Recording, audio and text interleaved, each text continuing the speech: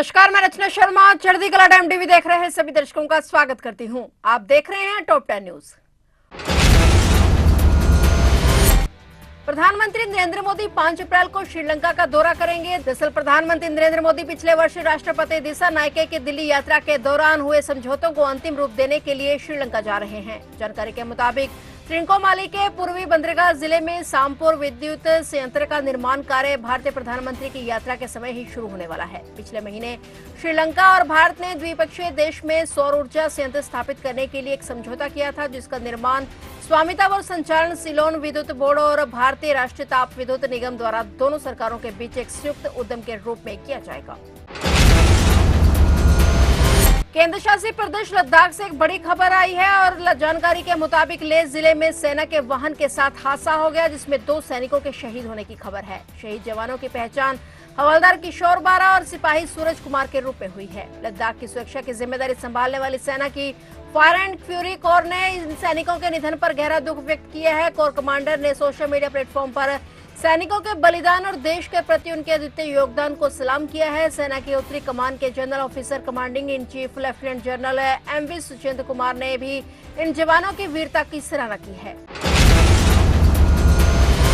रांची में सिरमटोली फ्लाईओवर के रैंप को हटाने की मांग को लेकर आज रांची बंद बुलाया गया। इस बंद का नेतृत्व सिरमटोली बचाओ मोर्चा ने किया और हालांकि मोर्चा ने परीक्षा देने वाले छात्र, एम्बुलेंस और दवा दुकानों को बंद से छूट दी थी। मोर्चा के प्रतिनिधियों ने रांची के नागरिकों से शांतिपूर्ण बंद में सहयोग करने की अपील की थी। सिरमटोली फ्लाईओवर रैंप निर्माण विवाद को लेकर बुलाया गया रांची बंद का असर कई इलाकों में दिखा। लोवाडी चौक के पास आने जाने वाले वाहनों को रोक दिया गया और जमकर नारेबाजी की गई। बंद के चलते अतिरिक्त पुलिस बल को मौके पर तैनात किया गया। सरना समिति के सदस्यों ने प्रशासन की सख्ती के बावजूद आगजनी कर कई जगह पर सड़क जाम कर दी और कांके चौक पर पेड़ा के बैनर तले आदिवासी संगठनों ने विरोध जताया।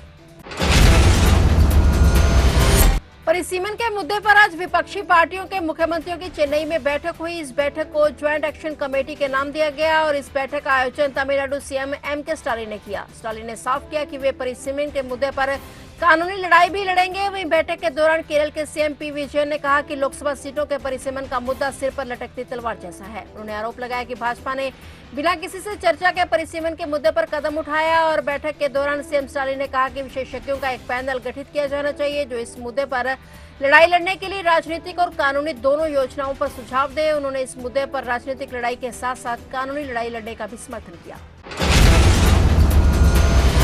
महाराष्ट्र के मुख्यमंत्री देवेंद्र फडणवीस ने प्रेस कॉन्फ्रेंस में नागपुर हिंसा को लेकर बड़ी घोषणा की। उन्होंने बताया कि उच्च स्तरीय अधिकारियों के साथ बैठक कर दंगे की पूरी जानकारी ली गई है। सीएम फडणवीस ने कहा कि नागपुर हिंसा झूठे प्रचार के कारण भड़की थी। अफवाह फैलाई गई थी कि कुरान की आयतों को जलाया गया है, जिससे हालात बिगड़ गए। इस अफवाह के चलते शहर में बड़े पैमाने पर हिंसा फैल गई, जिससे प्रशासन को कड़ी कार्रवाई करनी पड़ी। मुख्यमंत्री ने साफ कहा कि हिंसा फैलाने वालों को किसी भी हालत में बख्शा नहीं जाएगा। खासतौर पर पुलिसकर्मियों पर हमला करने वालों पर सख्त कार्रवाई होगी। उन्होंने कहा कि हिंसा में शामिल लोगों से नुकसान की भरपाई करवाई जाएगी, दंगाइयों की संपत्ति जब्त की जाएगी, जरूरत पड़ने पर बुलडोजर की कार्रवाई भी की जाएगी। सीएम फडणवीस ने कहा कि महाराष्ट्र सरकार शांति और कानून व्यवस्था बनाए रखने के लिए पूरी तरह से प्रतिबद्ध है। उन्होंने जनता से अफवाहों पर ध्यान न देने और प्रशासन का सहयोग करने की अपील की।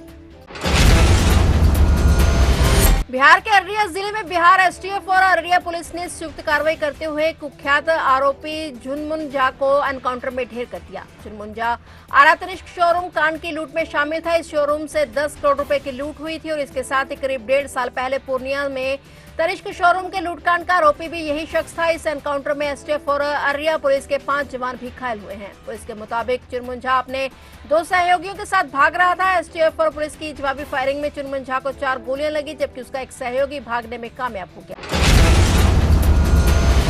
हिमाचल प्रदेश की बसों को एक बार फिर से पंजाब में निशाना बनाया जा रहा है। इस बार गुरु की नगरी अमृतसर में हिमाचल प्रदेश रोडवेज की 4 बसों को निशाना बनाया गया और बस के शीशे तोड़ने के बाद उस पर आपत्तिजनक शब्द लिखे गए। पूरी घटना को लेकर एक बार फिर से पंजाब जाने वाली हिमाचल प्रदेश की बसों की सुरक्षा को लेकर सवाल उठ रहे हैं। गौरतलब है कि सीएम भगवंत मान के आश्वासन के बाद भी पंजाब में एचआरटीसी बसों पर हमले रुक नहीं रहे हैं, जिसे लेकर आज फिर हिमाचल के सीएम ने पंजाब सीएम भगवंत मान से फोन पर बात की। सीएम मान ने हिमाचल के सीएम को कार्रवाई का भरोसा दिलाया है।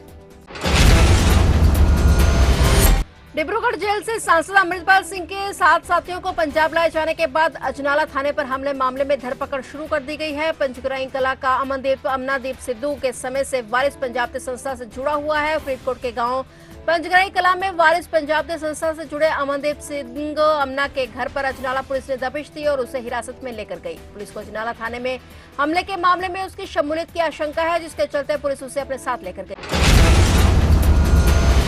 छत्तीसगढ़ के नक्सल प्रभावित बस्तर संभाग के बीजापुर जिले में हुई मुठभेड़ में टॉप लेवल के 26 नक्सली मारे गए हैं, लेकिन इस हमले का पूरा मास्टर प्लान मुठभेड़ से 10 दिन पहले ही तैयार कर दिया गया था। उल्लेखनीय है कि हाल ही में 100 से अधिक हत्याओं का आरोपी और खूंखार नक्सली कमांडर दिनेश मोडियम के आत्मसमर्पण के साथ इस मुठभेड़ की रणनीति तैयार कर ली गई थी, क्योंकि दिनेश उसी इलाके में सक्रिय था और समर्पण से पहले मुठभेड़ वाले इलाके से ही लौटा था। बताया गया कि आत्मसमर्पण के बाद नक्सली कमांडर दिनेश मोडियम ने पूछताछ के दौरान नक्सली संगठन से जुड़े कई खुलासे किए हैं। इनमें से एक खुलासा नक्सलियों के जमावड़े से जुड़ी थे और उसके बाद पुलिस के आला अधिकारियों और जवानों की टीम ने मिलकर बीजापुर के सबसे बड़े मुठभेड़ को अंजाम देने की तैयारी की।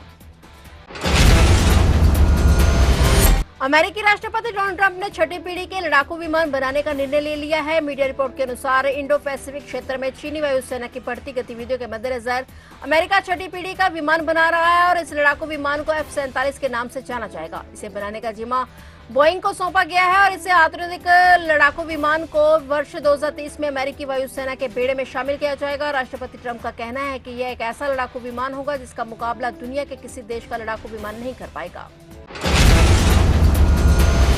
फिलहाल टॉप 10 न्यूज में इतना ही और नए समाचारों के साथ फिर से हाजिर होंगे। तब तक के लिए देखते रहिए चढ़ती कला टाइम टीवी।